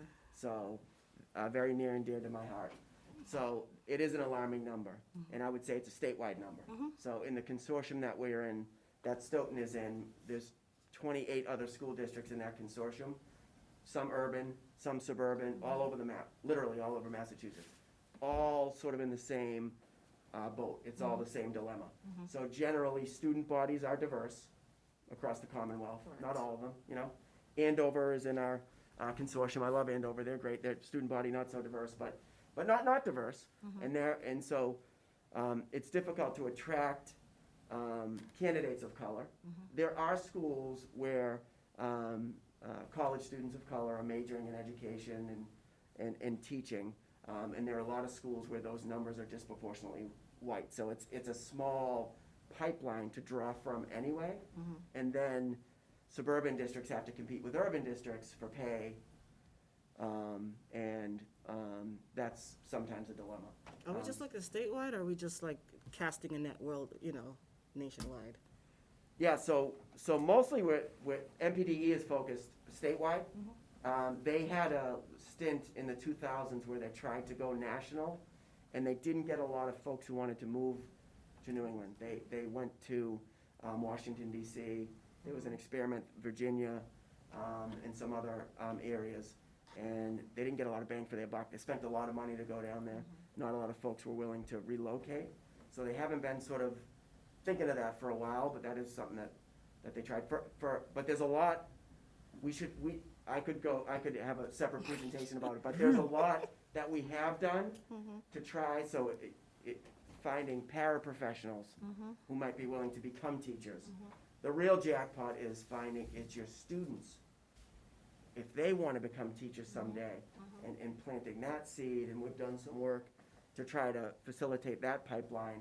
It's a really high hurdle, and I know it's like my staff, now we're less than 90% white, which still sounds staggering, but you know, we were like 97% white when I started, so it's a lot, you know, and it's a slow uphill struggle to hire and retain, but it's good work. Just knowing that it's on your conscience is good. We might want to have side conversations about it. Sure, absolutely, love to. My other comment is with regards to the enrichment program. I know you guys are trying to revamp it and having a middle schooler. I know that he's really affected by not having the social aspect of it, but he's not a sports fanatic or anything like that. So I'm thinking, did you guys ever think about like remote clubs per se, like for kids that are not into sports activities? Oh, yeah. We have art. They have tons. We have we have art clubs, drama, spring musical, robotics, cultural explorers club. But right now, when it's not like active, like having the clubs exist right now, and they could basically interact remotely. Oh, yeah, we do have a handful of clubs that are running right now remotely. Okay. Yep. Okay. Student council. Yeah. Yeah, Spectrum. Okay. Peer leadership. Thank you, Mr. Colantonio. Yeah. Have a great night. I'm getting comfortable Thank here. you. I know. Take a little Trying to while. move this on. It's I was just gonna getting pull up late. and Out see of ya. here. All right, thank you, everybody. Thank you. all right. So now we're going to welcome the last but not least, Ms. Juliet Miller. She's tired. Stoughton High School principal. Hello. Good evening. Hi, good evening. I could just say ditto. and- Yeah. Thank you. Have a good night. Oh my God, you'd get the gold star. Like my colleagues, I would want to just start out by saying a lot of thank yous to my faculty and my staff and my students and my families. I think one thing that is has been reinforced to me time and time again is that whenever we're in a crisis, Stoughton does what Stoughton does best and comes together and really supports one another in all the ways necessary and then above and beyond. So I think that this year was definitely just another example of how Stoughton operates. And so I have a lot of thank yous to extend to all those people that have made this year possible and has gotten us through this year so successfully, because it really has been successful. And although the school improvement plan is going to focus a lot on gaps, because that's what a school improvement plan is about, right? Addressing the areas where there's a problem. What it doesn't really get to speak to a lot is the tremendous amount of growth that has happened in the past year and a half, professionally, personally, collectively, and individually in my school community. There have been a lot of lessons learned, some of them good, some of them bad. But we have really taken this challenge head on, and there's been lots to compete with and a lot of things to have our attention on and focus on, a lot of balls in the air and doing a lot of juggling. But I think my community has handled it with grace and dignity, and a great deal of respect for one another, so I couldn't be more grateful for the seat I get to sit in each day. Having said that, my school council, it has been phenomenal this year. I've actually asked a tremendous amount from them. We actually meet twice a month this year due to the frequency of changes and things that are happening. They meet twice a month with me virtually. We have a tremendous amount of students that have signed on to be a part of our committee, and they are truly engaged in the process. They bring a great deal to the table in these conversations from their own perspective with ideas. And so it's been really a wonderful opportunity to work with them. And this school improvement plan, although it's really the resource that helped put this whole plan together, it's really a year and a half of conversations with families, students, teachers, and the Stoughton High School leadership team. So this is like the culmination of that. So having said all that, I will address each of my goals, but I'll skip the parts that are similar to my colleagues and kind of address more of the highlights and the differences. So the first one starts on page 10, and very similar. We'll be looking at remediation through a variety of courses in social emotional screening and supports. We did offer, put a ton of new courses into our program of studies, if you remember from a few school committee meetings ago where I presented that. And several of those courses that we introduced were in response to the situation that we're in now with COVID-19.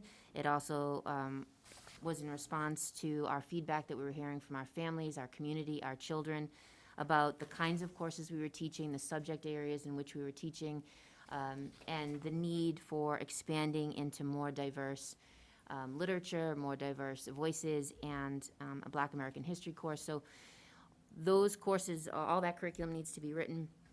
We need to adjust some scope and sequences for each course in order to accommodate for some of the things that you were talking about, Mr. McDonough, about loss of learning and where are we in the school year and how far ahead or how far behind are we compared to last year.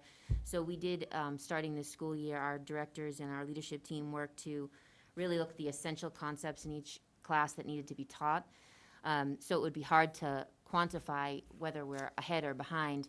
We definitely focused on those essentials and really dug down deep into those to make sure that they would be prepared for the next course.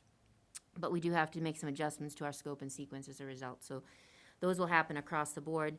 We are expanding our contact time and academic enrichment, which is a small study skills class where a teacher can work with a regular education student and guide them in time on time management, organizing themselves, getting their work done, being an extra liaison for them to help them work on their assignments and tests and quizzes.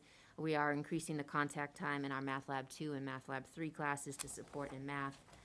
And so that's where we were looking at addressing our academic challenges. But like Mr. Colantonio spoke about, we also did a pulse survey, and some of the statistics I put in the self-assessment throughout the plan. And we're really concerned about our students' mental health. We have had an increase in depression and anxiety, hospitalizations, suicidal ideation attempts. And so we are working to implement the Signs of Suicide program, which is a state-approved curriculum that helps to identify, it trains students, it trains faculty and staff to be able to identify the warning signs in others and be able to direct them to the right place to go. It certainly is not, when you hear that we're training students, it doesn't mean that students are counseling students. It's just being able to know the question to ask if they think a child is in trouble, and to know where they should go with that information, who they should be talking to, who should they contact. So it's protecting our students and our community. So we are working to roll that Signs of Suicide program out so that we can more effectively identify those students that are struggling. Our second goal, the professional practice, very similar to my colleagues as well. I'll just touch upon the piece that's a little bit different. In the 1920 school year, we had started some work on cultural competence in our faculty and staff. We continued that professional development through this past school year with the help of Dr. Khalees Warnham. It was a district initiative as well. We've done a lot of work as departments with Khalees Warnham, as well as a school-wide. We've taken a look at a lot of different aspects within our programming. We have developed a diversity, equity, and inclusion committee, and that committee then broke off into subcommittees that are tackling specific areas of the school community to address and monitor and work on. And so as part of this professional practice, not only will we be working with all the technology that we learned and utilized, but we want to make sure that we are continuing the work of the DEI committee. They will create an action plan, we'll assess where we are right now at the end of this school year, and create an action plan for next year, and then implement that action plan moving forward. And like Mr. Colantonio spoke about the MPDE, we also work, although he's the district rep, I attend the Building Bridges Conference, and I go to the Career Educator Fair, and so we will continue that partnership with the MPDE as well to make sure that we are representing our students with our personnel and faculty and staff. Our third learning goal about students' intervention and enrichment and social emotional activities action plan, which is on page 15. This is also part of the ESSER 1 and ESSER 2 grants, so our high school directors have been working with the leadership team to develop extended school day opportunities for academics in each of the major content areas, to provide specific and targeted help and assistance to students to sort of recoup. These would be things that would be happening outside of the school day rather than inside of the school day. And in addition to those ideas, we also will be continuing with our Talking Circles, which is a group run by our adjustment counselors and school counselors. It's after school. It's a place for students to have a safe space to talk about their own experiences as well as current events. It has been a huge and popular offering for our students, particularly of our students of color, and we want to continue to utilize that opportunity moving forward. We also have planned, and I think I talked about it here at a school committee meeting at one point, but I might not have, about expanding our credit recovery acceleration academies, creating acceleration academies in the summertime, as well as offering some summer social emotional groups and activities for our students to kind of have fun, re-engage with one another, and get back onto campus to remove some of those anxieties they might be experiencing. And of course, our last goal is very similar to what my colleagues have also talked about as well. The different piece here is that we, like the middle school, already has a BRIGHT program in place. We would like to develop a BRIGHT program at the high school. It's something that we've been working towards for several years. It's definitely a need. It has been a need for a while. And so we would like to implement that BRIGHT program at the high school, which, just to remind you, is a bridge for resilient youth in transition. And so implementing that program would certainly help our students. We want to continue to partner with OASIS and with Riverside, as they both have been great resources for our family, our community, our staff, and our students. And that is. Thank you. Mr. McDonough? Nope. Katie? No. Rita? No, it's all the same. I'm good. Thank You you. guys are amazing. Fabian? Thank you for coming this evening. And then I think that all you guys have missed the one person to thank, which is yourselves. Yeah. You guys have thanked everybody that was listed in these, but you didn't thank yourselves, so thank you guys for all the hard work you guys did this year, adjusting to all the new phases in learning and all the last-minute changes that were made by the commissioner. So, you And guys all the should, summer work, too. yeah, The it's a summer, lot. everything. You guys were you're incredible, and I appreciate it. And on all your action plans, I just want to say thank you so much for addressing the mental health issues, because I know that's going to be another challenge that Stoughton is on top of, and I appreciate it, so thank you. So thank you, guys. Thank you. Thank you Thank you, guys for Tina. coming. Thank you. Have a good Night. night. All right, guys, thank you. That's because you went Answer first. them all. Killed it. You just, yeah. If you did Thank ladies first, she would have got the Okay. questions, and you wouldn't. So now we have the non-resident employee program. So Dr. Marcus, I'll hand it over to you. All right, moving right along. Thank you so much. Each year, the Stoughton Public Schools sponsors a non-resident employee benefit program which allows students of faculty members to be able to come to our schools. There's a materials fee of $1,500 that I'm recommending stay the same. And you can see from the enrollment information that is attached that about 6 to 8 students per year take advantage of the program, and it's a great thing for our faculty and staff to be able to do. So I'm recommending that we continue the program into next year. I'd like to make a motion that we continue the non-resident employee benefit program for the year of 21-22. Second. Great, all in favor, start down this end. Joe? Aye. Aye. Aye. Aye. Thank you. Dr. Marcus? All right. All right, so now we're moving on for a high-level view of the revised facilities master plan. I'm looking at the High-level time, view. and we've got quite a bit to go still. Yes, here it is. I know, I was gonna say. Thank you so much. There we go. I very simply, in the packet that you have, if you just turn to page 4 and 5 of the updated facility master plan report, you'll see the 2 sections that we focused in on.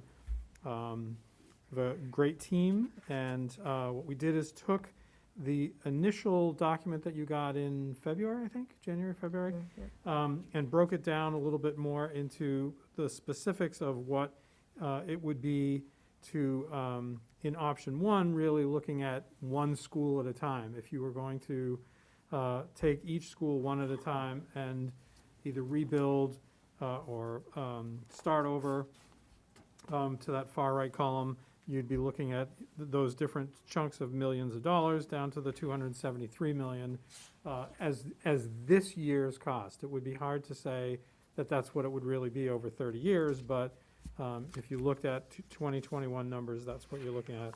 Flip to page 5, and you're really looking then at option 2, and that's the vision that I discussed a few meetings ago, where rather than kind of trying to piecemeal and do one school at a time, that you're looking at the facilities in a more holistic approach and taking the first step in this initial move with the South project and building an expanded South building, a larger South building. So rather than just a small building one at a time, you're actually building a larger building.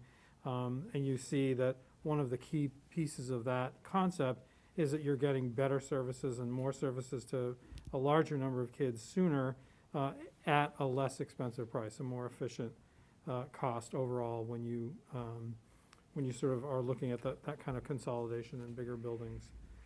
So that's generally what you see in those 2, very high level. And some listed out potential benefits and cost savings at the bottom of that page that I mentioned. So on that table, under option 2, would you mind just, in just these 5 lines Go through explaining it. this to us, please? Because I Sure. think you wanted to bring something else to the school committee in a future meeting, so you Sure, probably want. absolutely. So in phase 1 of option 2, and that's really looking at this most current project, it would be building a 550 to 600 student building, and then redistricting. And so what you would be doing is looking at the buildings that we have now, looking at our elementary buildings, and seeing where you might be able to shift students and have more students be able to go into that larger building.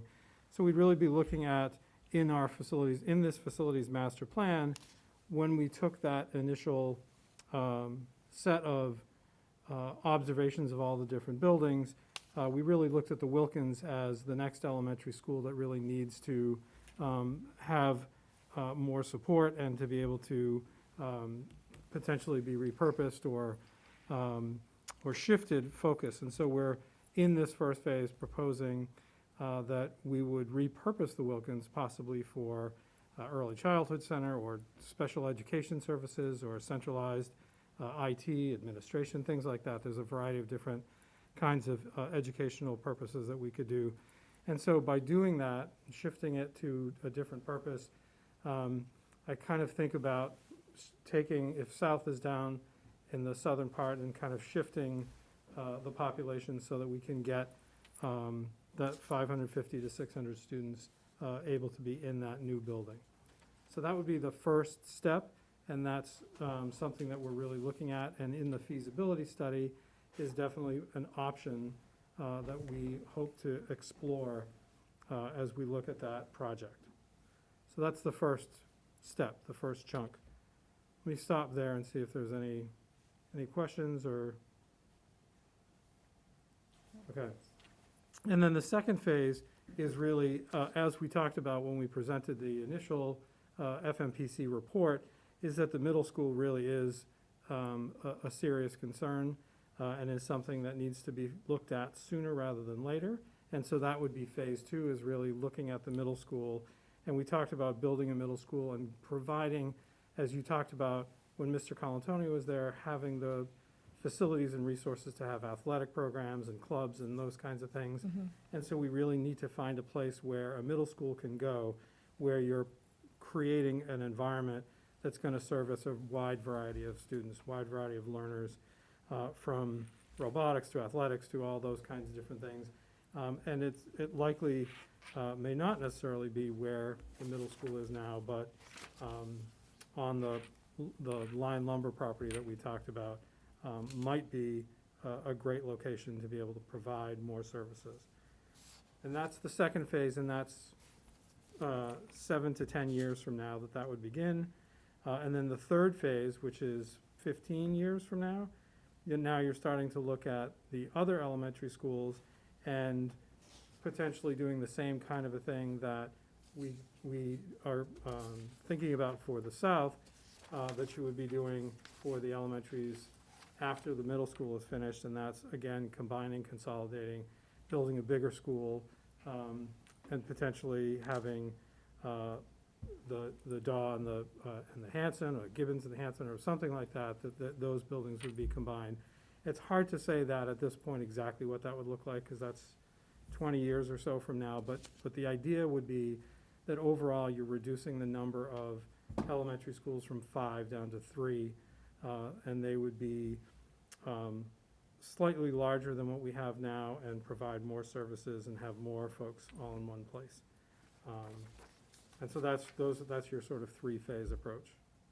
So can we talk about, with the South and the project that we currently have and what's going on? Sure. If you're talking about option 2 here, you walked us through, how does that impact the project that we have now, and what is the MSBA saying about that? Sure, thank you. So I think one of the key things that the MSBA wants us to do, if we're gonna look at different options, so we didn't, the high school was easy because, it was high school for high school, so the feasibility study was really just looking at where would you put a high school.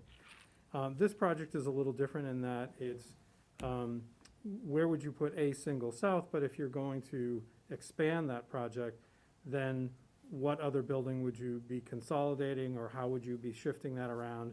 And so one of the things that MSBA is asking us to do when we look at those different options is do an SOI, a statement of interest, the same as we did for the South, would be do a statement of interest for another potential building. So they're asking us to do an SOI. We're looking at the Wilkins School, and we'll prepare an SOI, a statement of interest for that building, and present that to the MSBA so that during the feasibility study, we can actually take a look at that as an option. Okay. Yep. Oh, okay, so doing the SOI, if we do an SOI right now for the Wilkins, it's to look at this option of potentially doing it. Exactly. But we wouldn't be able to do it if we didn't do the SOI, the feasibility. Exactly, I right, get you now. Right.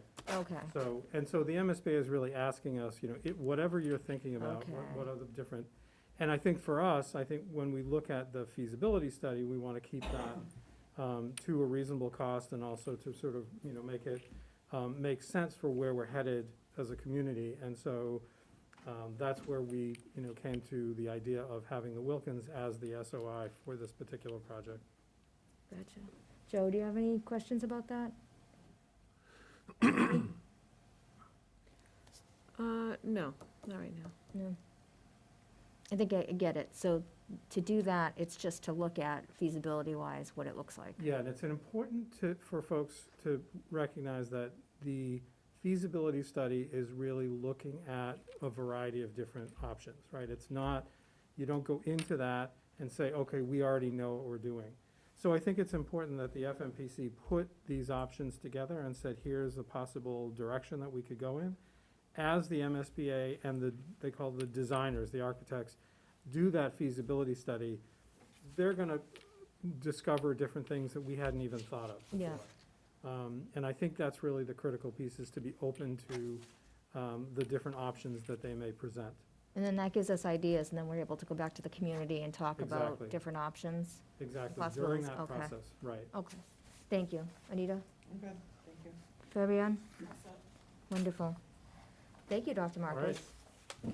Learned Thank something you to new. the committee. So at the next school committee meeting, do you have to bring that SOI forward then? What do you have, like, what is the, Yes, thank what do we you. have to do? Yes, and so, so there's a timeline for the SOI as well, which runs concurrent with our timeline for the South Project overall. The SOI would be due June 25th, I think it is. So playing that backwards, it's got to come to you all to take a look at. And we have, I don't know if you remember when we did it for South, that very specific language. So we have to go through that process, and then it has to go to the select board. Same thing, goes through that very specific language. And then we take those certified votes and send those over to the MSBA, so. So can we have a visit to the PTO at the Wilkins and to the South so that they're aware of this? Because I'm just figuring out the Sure. process. Yeah, that's Just a to great share idea. with them the ideas so that they have an understanding that you're Yep. just looking at the feasibility.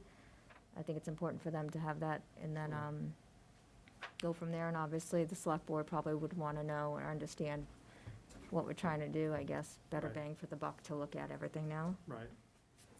And we'll have that information as part of our presentation for town meeting, and I think the key is then to share that out with the rest of the community, so folks are, seeing that same kind of information, those ideas. Yeah, I think we want to tell the Wilkins family so they're not shocked, or South families.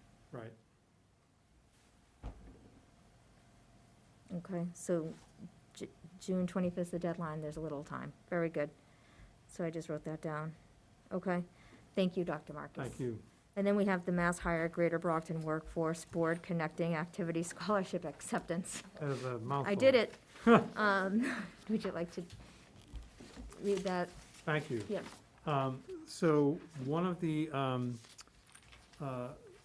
interesting things that came out of the COVID experience is funding for a variety of different unique projects. And one of them from the Department of Elementary and Secondary Education was this notion of, it's called Connecting Activities, and it was something that I had mentioned a few meetings ago that Ms. Guba at the high school, who's our career and college counselor, got the support and the funding through DESE to be able to create this pilot program. And essentially what we were able to do with it this year was tricky in terms of the ability for for students to be able to move from one building to another or in the community. And so we took advantage of the idea that is very important to us about teaching. And so we had the internship begin with students who are interested in going into education, going into teaching. And we had them work in the elementary schools from the high school, and it was a great program. And we partnered with this group who, because we partnered with them, is now offering this scholarship, which you see at $2,021. And we would love to have that accepted so that we can get that scholarship into the hands of some graduating seniors.